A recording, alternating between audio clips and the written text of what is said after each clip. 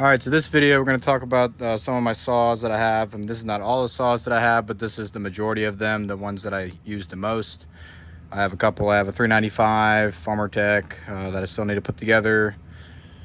I have this 044 10 millimeter that I want to do some porting to, and I have an 064 on the way, but we'll go over the ones here on my bench. These are kind of the ones that are the ones I use the most. I also have a 193T down there. That one's pretty worn out. That was my first top handle saw I bought, and that one, what I did for this one, I'll talk about it real quick. It's actually running a 12-inch pole pruner bar on it because this saw doesn't have enough power to pull a 3/8 low pro. So I put this little 12-inch bar on it, and I think this is a quarter pitch chain. So that's what it is. But that makes that saw usable. All right, so first we'll go over my 361s. This is the first chainsaw that I got when I was like 12 years old.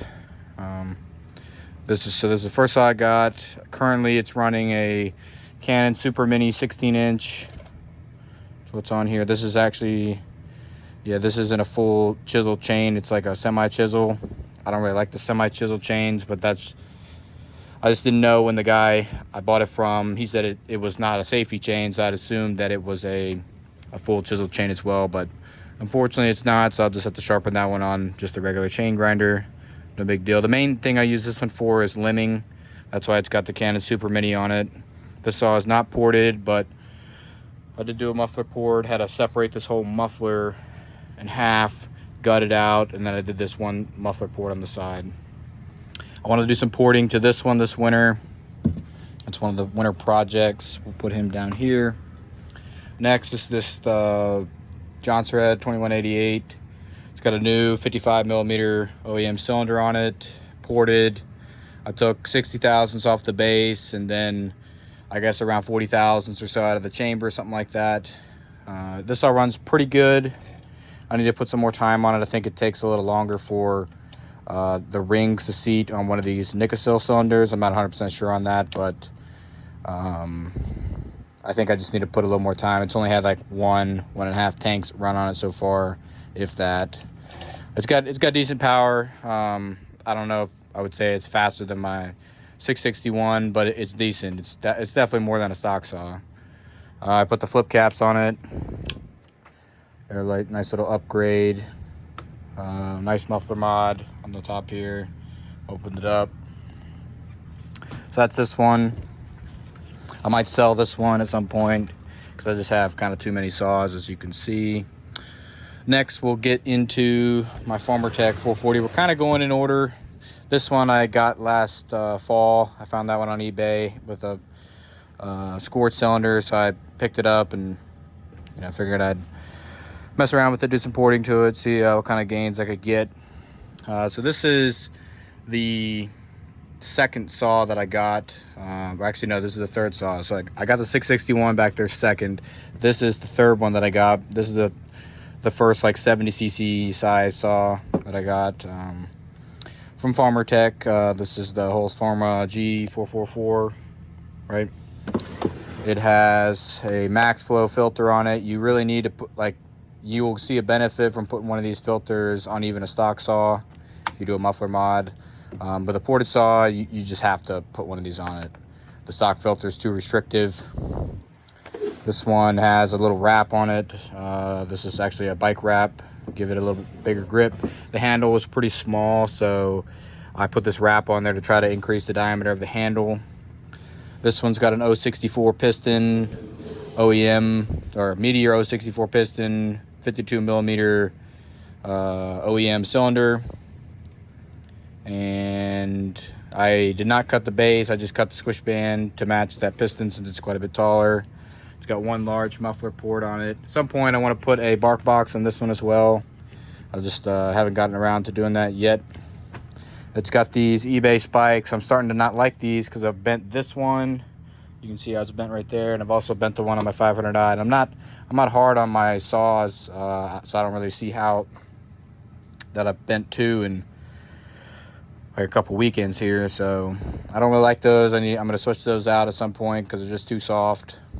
I like how they're shorter though. I don't like them super long like the West Coast ones. I think pretty much what I'm going to do is I'm going to just grind these down, shape them up, and grind them down, keep the same profile, but get them to be about the same. I'll just, get another 1/2 inch of, bar I can use. So I'm just going to grind them down. So that's what I'm going to do there. These seem to be a lot nicer material, a lot harder. I'm running them on the 880. You can see back there, that one's got the spikes on him, the West Coast dogs.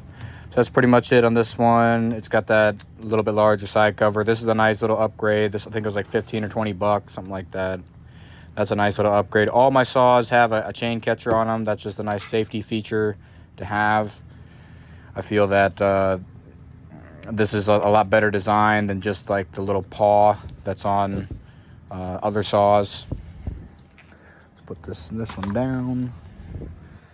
Next, we'll look at my 400C. So this is I would say it's my second favorite saw of all my list. I think you know which one's my favorite.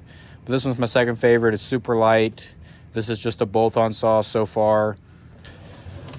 Just a bark box. I did a West Coast side cover because I don't like the side cover that comes with it. This is actually a 661 side cover, I believe. Yeah, it's a 661 side cover. I have the non-captured bar nuts because I don't like the captured bar nuts. This cover fits perfectly fine on this saw here. No problem. It's got a Redbeard air filter underneath this cover. Did a decomp delete. You don't need that. And this is kind of what I was talking about earlier. That's that little chain catch right there. Not the best design, but it's okay, I guess. But I'd rather have the chain catch. This saw I actually leave in this case. So this is my case saw, the one that I use most of the time, like in the winter when I'm cutting, not cutting as much. I'm just cutting, like smaller stuff, or just 1 or 2 trailer loads a day, that kind of thing. So this is the one that I use for that. So this is the most user-friendly saw that I have. I keep a 20-inch light bar on it, square ground chain. I want to port this one as well this winter. Probably going to port this one first because this saw is just as light as that 361, or it feels about the same. I'm sure it's very close, but this one, it runs really good in just the bolt-on form. I never ran it stock. No reason to do that for me. After you run a couple modified saws, you don't really want to run a stock one. So I just did the bolt-ons and then broke it in with the bolt-ons on it. So that's the 400C. Kind of see my grind. This chain needs to be resharpened, but you can kind of see my the top plate angle that I'm using. I kind of like a little bit less, I guess a little bit less of an angle here on the top plate. I think that for the way I'm running my saws, it seems to work better. It seems to hold an edge a little bit longer. It's very smooth. The square ground chain cuts extremely smooth. It's way smoother than a round ground chain, and in my opinion, so with a square ground chain, you're going out into the woods with a sharper chain to begin with. If you hit something with either chain, round ground or square ground chain, it's going to dull the chain either way. It's kind of like, if you're cleaning fish, if you start with a good, clean, sharp knife, it's going to do a better job, and you're going to be able to clean more fish before you have to, resharpen it. So that's kind of my little analogy for square ground chain and why I like the square ground chain. But besides the fact that it cuts a lot faster, probably 15-20%, it's just really smooth. That's the other nice advantage. That's the 400C. Now we'll get into 661. I was running this saw a little bit this weekend. It's got a 28 on it right now. Bark box. This is the original muffler mod I did to it. This one's got the baffle removed out of it too. I always take all the baffles out. The 400C didn't have one, so that was a nice little surprise. This is this little side cover I made for it right here, or a little extension. It's just made out of a piece of rubber, and you can see how I've got it bolted on in there. It's kind of weird because this is a full wrap saw, but it had a half wrap side cover. So I don't know quite what was going on there. It's got a max flow on it as well. You really need a max flow if you're running your saws a lot, especially these still saws. You need some type of max flow air filter. This one is not ported. It needs a rebuild. It's got a lot of time on it. I actually, on this one, I put a little piece of rubber over that chain catch because it was kind of all beat up. Oh, the other thing is this one also, the tank leaks. I bought this saw from someone else on eBay, someone out west, and I think they got it pinched and they were jerking on this handle because the tank leaks, and I've tried to fix it here. Kind of see the JB weld in there. It still leaks a good bit, so I always just run it, run it low on fuel so it doesn't leak so bad. Oil tank's fine. So that's a 661. That was my first M-tronic saw right there. I've cut a lot of wood with that thing, like a lot. It used to be my wood splitting cut saw and my main saw. So this is the 880. I've already made a little video about it, so we'll kind of go through it quickly. Got the West Coast dogs on it. This is my wood splitter, my portable wood splitter. It's got the bark box on it. See that? This one's quite a bit bigger. I'm kind of just showing because it's kind of hard to see in pictures on the internet, what you're getting. So it's got the bark box, no decomp in this one either. I don't think any of my saws have a decomp in them. This is a 25-inch Canon 404 bar 063. You can see the grind pretty close to the other one on this guy. I like the 404 chain for cutting the logs in half. It just works better. It helps clear the chips easier. The chain doesn't walk as bad when you're cutting them the other way, cutting them, I guess, the wrong way. This saw is also ported. If you want to know more about this one, go watch the video. I think I did like a breakdown of the 880 where I talk about the port numbers and that stuff. That's not what we're going to talk about in this one. I was just giving a brief overview. Ported, 3120 piston. Max flow cage and max flow filter on here. That's what I got there. At some point I want to get a full max flow for it because having the actual cover on there is nice versus just what I have here, but this is a lot better than what came with it stock, that garbage filter that comes on all the stock saws. So that's the 880. Here's the 500i. This is the favorite. This is my favorite saw. This is my fastest saw. I think this one's actually faster than the 661.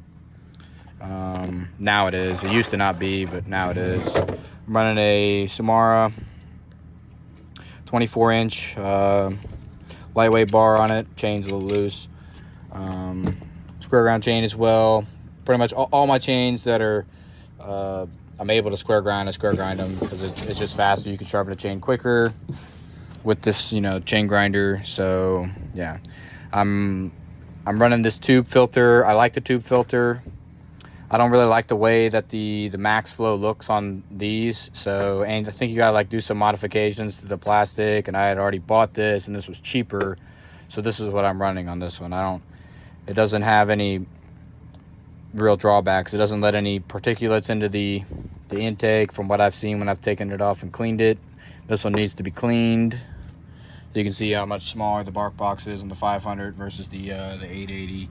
That's a monster bark box for that 880. It definitely gave it more power because that exhaust opening is much larger than what I had just done with my little free mod.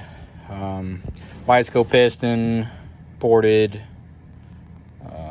It's got the West Coast suspension kit in it. Full wrap. I like the full wrap, especially for the saws that I'm using to cut trees down. It just makes it a lot easier, and it's helpful when you're limbing and kind of in uneven terrain kind of stuff. It's surprising how helpful having that full wrap is in those specific situations.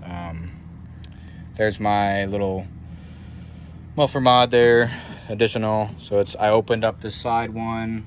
I was careful not to drill any holes up here towards the front, so I get that side deflector here, because if you drill any holes up here in the front, it's gonna come out right at your hand, just like on this 661. You can see how you don't do that. That's no good because that exhaust comes straight out right on your hand, and it's hot. So learned my lesson from that, so I didn't do that on this one. So that's the 500i. Now we'll do the 201 TC. This is my favorite top handle saw. If you're gonna buy one, I would just spend the money. They're getting pretty expensive now. Last time I was in the store. This one's just got a muffler mod. I don't think you really, for something like this, from what I've read, is you really don't need to port this saw.